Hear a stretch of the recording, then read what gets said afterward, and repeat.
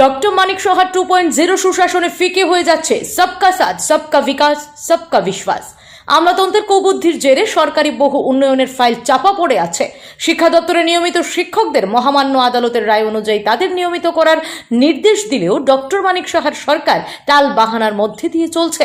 এর মধ্যে শিক্ষা দপ্তরের মন্ত্রী তথা রাজ্যের মুখ্যমন্ত্রী ডক্টর মানিক সাহা সমগ্র শিক্ষা দপ্তরের নন টিচিং কর্মচারীদের নিয়মিত ও 2018 আরোপি অনুযায়ী বেতন বৃদ্ধি করার নির্দেশ দিলে তাদের ন্যূনতম বেতন বৃদ্ধি হয়।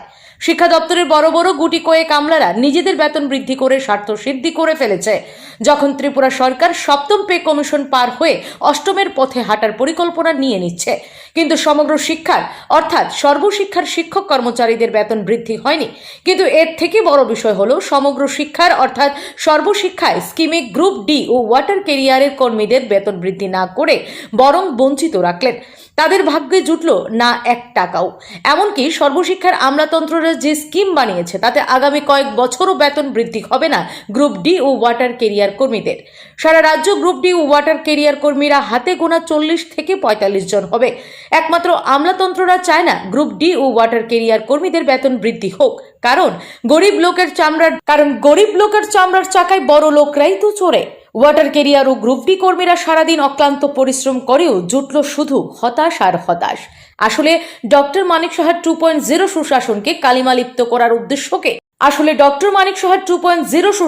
কালিমালিপ্ত করার বদ উদ্দেশ্য চালিয়ে যাচ্ছে একদল স্বার্থবাদী আমলাতন্ত্ররা।